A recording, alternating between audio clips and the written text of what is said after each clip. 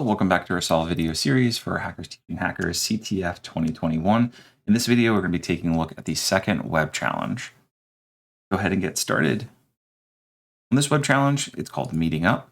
This will give us information about the story mode that you need here. The most important thing is that we need to find a address in the Nexus Public Records database called Corbin Industries. I think I ended up calling the site a bunch of different things: digital records, data records, public records. So that was kind of slip up on my part. In this case, here's Corbin Industries that we wanted to look for. If you were to go to the main page records, once you're logged in from the first challenge, and we try to view the information for this, it tells us that it's protected data and we need some code. Now, obviously, I have these pre-filled in for some testing, but the question is, how do I know what code it is? Do we just add in a whole bunch of stuff?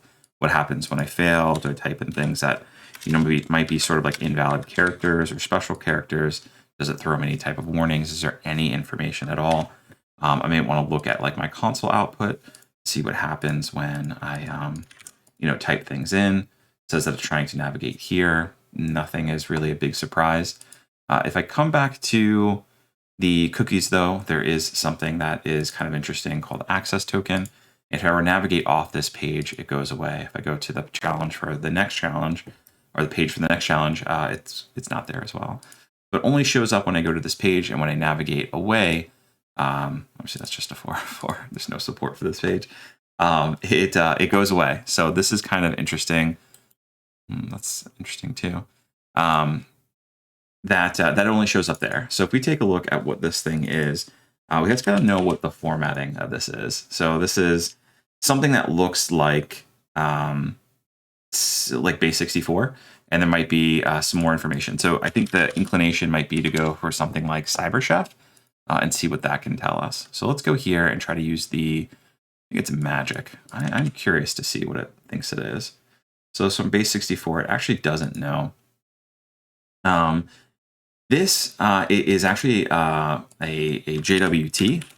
So we go to JWT.io. It's a JSON web token, and they actually have a parser here.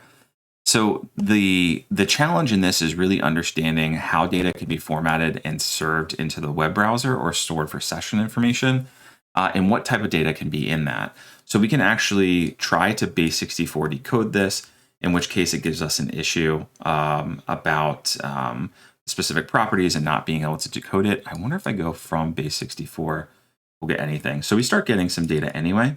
So you could just do a normal base 64 decode and you see some junk here, but it just says type JWT with algorithm.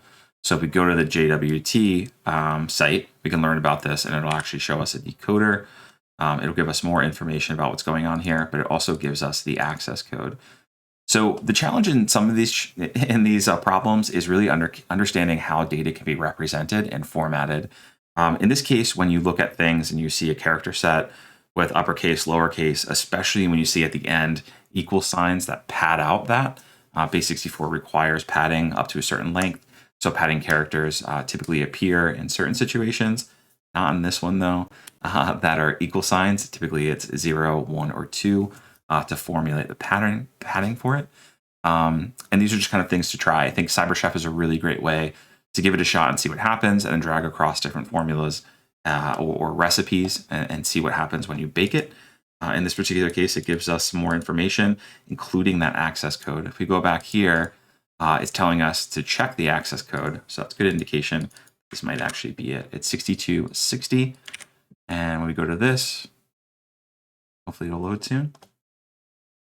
We go. I don't think that's how you use JWTs. So one of the issues with JWTs is that it is a way to store some information, but you don't want to put, and you can basically put whatever you want in the payload. We don't want to put information in the payload that could be an access key for an API. In order to hit that API, you need to have a correct access key. There could be things like a checksum or something. If I modify it, it's not actually using the HMAC. HMAC is a very secure way to make sure that the data that's being passed along has not been messed with in any way. So those are the things that you need to rely on in terms of a JWT. It's not encryption, it's encoding, right? So we can just de-encode that or decode that and see what the value is. So in this particular case, The challenge was mostly looking at this and understanding what to do with it. Excuse me, what that representation data is and what it can mean. And that was really just base 64 and JWT. And here's what our flag is. Let's go ahead and type that in and we get credit for that one. So kind of a simple challenge. It's really just about kind of exploring, understanding what data types look like. And that is, I think, a lot of what happens when you take a look at an application. What is this thing that I'm seeing? How should I interpret this? And if you do it lots and lots of times, you start to see a lot of different things and your brain immediately goes down the right path and you start to formulate these ideas and you get this sort of intuition of what to look for. And this is one of those cases. Okay, thanks.